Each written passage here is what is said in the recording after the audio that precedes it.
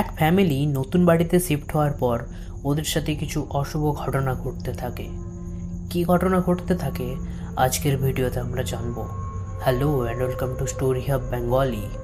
আজকের movie insidious.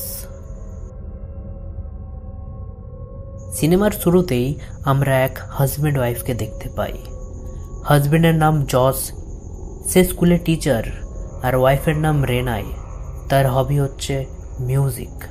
তারা নতুন এক বাড়িতে শিফট হয়েছে। ওদের 2 ছেলে, 1 মেয়ে। একদিন রেনাই তার বড় ছেলে ডাল্টনের সাথে একটা ছবির অ্যালবাম দেখছিল। ডাল্টন বলে, মা, বাবার কেন ফটো নেই? রেনাই বলে, তোমার বাবা ফটো তুলতে পছন্দ করেনি। তার মেয়ের রুমে একটা বাচ্চাদের ওয়াকি টকি থাকতো, আর রেনাইয়ের কাছে একটা ওয়াকি টকি থাকতো। মেয়ে কান্নাকাটি করলে রেনাই ওই ওয়াকি টকিতে শুনতে পেত। একদিন পিয়ানো বাজানোর সময় ওয়াকি টকি দিয়ে অদ্ভুত এক আওয়াজ আসে। রেনাই দৌড়ে মেয়ের রুমে যায়। গিয়ে দেখে রুমে কেউ নেই, কিন্তু ওই আওয়াজটা কে করেছিল? রাতে জস বাড়ি আসার পর রেনাই পুরো ঘটনাটা বলে। জস বলে, হয়তো ওয়াকি টকির সিগন্যাল অন্য কোনো সিগন্যালের সাথে কানেক্ট হয়েছিল, আর ওই সিগন্যাল থেকে এমনি আওয়াজ এসেছিল। তার পরের দিন সকালে ডাল্টন ঘুম থেকে উঠতে লেট করায় জস তাকে ওঠাতে যায়। এত ওঠাবার পরও ডাল্টন যখন ওঠে না, জস ভয় পেয়ে হসপিটাল নিয়ে যায়। ডক্টর বলে ডাল্টন কোমায় চলে গেছে, কিন্তু এর ব্রেন একদম ঠিক আছে, কোনো ইনফেকশন নেই, এবং এর সমস্ত রিপোর্টও নর্মাল রয়েছে। তাও কি করে এমন হলো বুঝতে পারে না। ডক্টর বলে, এমন কেস আমি প্রথম দেখছি। 3 মাস পর ডাল্টনকে বাড়িতে আনা হয়, আর এখান থেকেই মুভির সেকেন্ড পার্ট শুরু হয়। জস আর রেনাই রাতে যখন কথা বলছিল, তখন ওদের বাড়ির মেন ডোরে কেউ নক করে। জস দেখে বাইরে কেউ নেই। ঠিক ওই সময় ওয়াকি টকি দিয়ে ছোট্ট মেয়েটির কান্নার শব্দ ভেসে ওঠে। রেনাই মেয়েকে চুপ করাতে গিয়ে দেখে জানালার পর্দার পেছনে এক শয়তান দাঁড়িয়ে। রেনাই জসকে ডাকলো। তাড়াতাড়ি জস এসে দেখে ওখানে কেউ নেই। তখনই মেন ডোরের অ্যালার্মটা বেজে ওঠে। জস মেন ডোরের দিকে যেতেই দেখে মেন ডোর খোলা, কিন্তু মেন ডোর তো কোড দিয়ে সিকিউর করা। ওখানে কেউ ছিল না। কে খুললো তাহলে? পরের দিন তার ছোট্ট ছেলে তাকে বলে, দাদা রাতে দৌড়াদৌড়ি করে, তখন আমার খুব ভয় করে মা, কিন্তু ডাল্টন তো কোমাতে, ও কি করে দৌড়াদৌড়ি করবে? জস রেনাইকে কল করে বলে, আমার বাড়ি ফিরতে রাত হবে, আমার জন্য অপেক্ষা না করতে। একদিন রাতে রেনাই ডাল্টনের বেড ঠিক করার সময় দেখলো এক রক্ত মাখানো হাতের ছাপ। রেনাই জসকে কল করে তাড়াতাড়ি আসতে বলল। জস আসতেই সে বলে, এই বাড়িতে কিছু অশুভ শক্তি রয়েছে। জস কথাটা বিশ্বাস করেনি। রেনাই জসকে চাদরটা দিয়ে বলে, এটাকে তো বিশ্বাস করবে। সেই রাতেই রেনাই এক স্বপ্ন দেখে চমকে ওঠে। তারপর রেনাই দেখে জানালার ওই দিকে কেউ ঘোরাঘুরি করছে। রেনাই বলে, জস, ওটা কি তুমি? কোনো শব্দ নেই, কারণ জস তো ঘুমাচ্ছে। হঠাৎ একটা লোক ওর দিকে দৌড়ে এলো। রেনাই চিৎকার করে উঠল। জস চিৎকার শুনে দৌড়ে যায়। তখন রুমে সেই লোকটা নেই। রেনাই জসকে বলে, এই বাড়িতে এক আত্মা আছে, বাড়িতে কিছু অশুভ শক্তি রয়েছে, আমাকে বিশ্বাস করো। জস বলে, ঠিক আছে, আমি তোমাকে বিশ্বাস করি। এই বাড়ি ছেড়ে কালকে আমরা চলে যাব। কাল সকালেই ওরা বাড়ি ছেড়ে চলে যায়। ওরা অন্য এক বাড়িতে শিফট হয়ে যায়। আর এই মহিলাটা হচ্ছে লরেন, রেনাইয়ের শাশুড়ি মা। বাইরে ময়লা ফেলার সময় দেখে ভেতরে একটা পুতুল নাচ করছে। রেনাই দৌড়ে গিয়ে দেখে পুতুলটা আর নেই ওখানে। তখনই পেছন থেকে একজন দৌড়ে যায়। রেনাই এইবারে স্পষ্ট দেখে একটা বাচ্চা। ডাল্টনের রুমেই পৌঁছে আলমারিতে দেখে এক জোড়া জুতো। রেনাই হকি স্টিক নিয়ে আলমারির দিকে গিয়ে দেখে ওখানে কেউ নেই।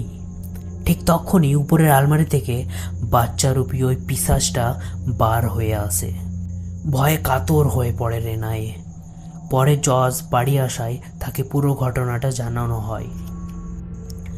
জসের মা বলে, আমি কালকে এক স্বপ্ন দেখেছে ডাল্টনকে নিয়ে। অনেক রাতে একদিন ডাল্টনের রুমে যায়। ডাল্টনের বেডের পাশে দেখে একটা ছায়ার মতো কেউ দাঁড়িয়ে আছে। উনি জিজ্ঞাসা করে, কি চাই? ওই ছায়ার মতো পিশাচটা ডাল্টনের দিকে ইশারা করে। পিশাচটার ডাল্টনকে চাই। লরেন যখন স্বপ্নটা বলছিল, হঠাৎ ডাল্টনের রুম থেকে জিনিসপত্র ভাঙাভাঙির আওয়াজ আসে। দৌড়ে ডাল্টনের রুমে যেতেই দেখে রুম পুরো তছনছ হয়ে গেছে, আর ডাল্টন মাটিতে পড়ে আছে। সবাই ভয় পেয়ে যায়। লরেনের বলাতে এলিসকে ডাকা হয়। উনি এই সবের স্পেশালিস্ট। উনি ডাল্টনের রুমে যায় আর ড্রয়িংয়ের মাধ্যমে দেখিয়ে দেয় যে কি ঘোরাঘুরি করছে এই বাড়িতে। এলিস এমন একটা কথা বলে যেটা শুনে সবাই ভয়ে কেঁপে ওঠে। বলে, তোমার ছেলে ডাল্টন কোনো কোমাতে নেই। কিছু কিছু মানুষ থাকে যাদের এমন শক্তি থাকে, তারা ঘুমিয়ে নিজেদের শরীর থেকে স্পিসিস বা আত্মা বার করে, আর ওই রকম ডাল্টন ছোট থেকেই করছে। এখন ডাল্টনের আত্মা অন্ধকার দুনিয়াতে আছে, যেখানে মৃত মানুষের আত্মা থাকে। রাতে এলিস ডাল্টনের আত্মার সাথে কথা বলে। ডাল্টনের আত্মা ওদেরকে বলে, আমাকে বাঁচাও, এখানে খুব ভয় লাগছে, এখানে খুব অন্ধকার। ওর আত্মাকে কিছু মৃত মানুষের আত্মা ধরে রেখেছে। হঠাৎ মৃত মানুষের আত্মারা ওখানে চলে আসে। ডাল্টনের বডিতে এক আত্মা ভর করে নেয়। কোনো রকমে ডাল্টনের বডি থেকে আত্মাটাকে বের করে। এলিস লরেনকে বাড়িতে ডাকে জসকে কিছু কথা বলার জন্য। এলিস আর লরেন জসকে বলে, ডাল্টনের কাছে এইসব শক্তি এমনি এমনি আসেনি, ওর বাবার কাছ থেকে গিফট পেয়েছে। জসও নাকি ছোটোর সময় ট্রাভেল করতো ওই অন্ধকার দুনিয়াতে, যেমন এখন ডাল্টন করছে। লরেন জসের কিছু ফটোগ্রাফ দেখায় ছোটোর সময়ের। দেখা যায় সব ফটোতেই কালো ছায়ার মতো মহিলা। এলিস বলে, এই কারণেই তুমি নিজের ফটো তুলতে ভয় পাও। তুমি এই ডাল্টনের আত্মাকে ওই অন্ধকার দুনিয়া থেকে এই দুনিয়াতে আনতে পারবে, আর কেউ পারবে না। জস রেডি হয়ে যায় ওই অন্ধকার দুনিয়াতে যাওয়ার জন্য। তার আগে এলিস বলে, ওখানকার আত্মারা যেন বুঝতে পারে না যে তুমি ওদের থেকে আলাদা, নয়তো তোমার জীবন্ত দেহ খুঁজতে খুঁজতে এখানে চলে আসবে। জস ঘুমিয়ে পড়ে আর ওর আত্মা ওই দুনিয়াতে চলে যায়। জস ওই অন্ধকার দুনিয়াতে বেরিয়ে পড়ে ডাল্টনকে খুঁজতে। কিছু দূর যেতেই আগের ওই বাড়িটাকে দেখতে পাই। বাড়িতে ঢুকতেই জসের কাছ দিয়ে একজন পার হয়ে যায়। জস তার পেছন পেছন যায়, তখনই একটা রুম থেকে কান্নার আওয়াজ আসে। গিয়ে দেখে এক মেয়ে বন্দুক হাতে বসে আছে। জস জিজ্ঞাসা করে, তুমি কি আমার ছেলে ডাল্টনকে দেখেছো? কোনো সাড়া শব্দ নেই। জস উপরে গিয়ে দেখে একটা লাল দরজা, যেটার ড্রয়িং ডাল্টন আগেই করেছে।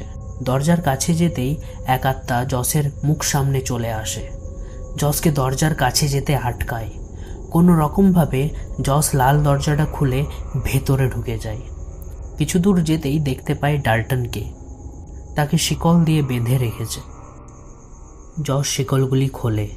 তখনই ডাল্টন ভয় চোখে উপরের দিকে তাকায়।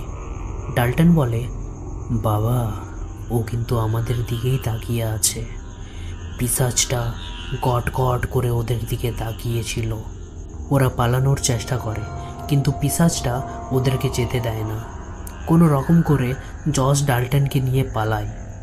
ওদের চারিদিকে আত্মারা ঘিরে নেয়। রেনাই জসকে ডাকে। আত্মারা রেনাইয়ের ডাক শুনে আত্মাগুলো ঘরে প্রবেশ করতে চেষ্টা করে। এলিস রেনাইকে বলে, জসকে তাড়াতাড়ি আসতে বলো। জস ডাল্টনকে নিয়ে পেছনের দরজা দিয়ে ঢুকলো। ডাল্টনকে যেতে বলল। জস দেখে সেই বুড়ি আত্মাটা, যাকে ছোট সময় দেখতে পেত। জস চেঁচিয়ে বলে, কি চাই আমার কাছে? চলে যাও এখান থেকে, আমি তোমাকে ভয় পাই না। বুড়ি আত্মাটা অন্ধকারের সাথে মিলিয়ে যায়। জস এবং ডাল্টনের আত্মা নিজেদের শরীরে ফিরে যায়। সব কিছুই স্বাভাবিক হয়। এই সময় রেনাই আর লরেন ডাল্টনকে খাবার খাওয়াচ্ছিল। তখনই নিচের রুমে এলিস তার জিনিসপত্র গোছাচ্ছিল। জস তাকে সেই ফটোগুলি দিয়ে বলে, এই ফটোগুলি আপনি রাখুন। এলিস জসের হাতটা লক্ষ্য করে। জসের হাতটা জসের ছিলই না। এলিস বুঝতে পারে আবার ওই বুড়ি আত্মাটা জসের শরীরে ভর করেছে। এলিস ব্যাগ থেকে ক্যামেরা বার করে জসের ফটো নেয়।